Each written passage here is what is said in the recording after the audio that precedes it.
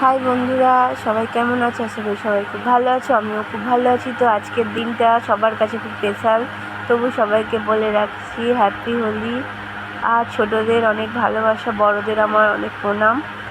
তো যাই হোক, দেখো আমি সকাল সকাল ছেলের রঙের বেলুন ফুলিয়ে দিচ্ছি, কারণ আমি রং মাখতে খুব একটা পছন্দ করি না, কিন্তু ছেলেটার জন্য আমাকে মাখতে হয়, কারণ ও কাউকেই রং দেবে না, এসে আমাকেই দেবে রং।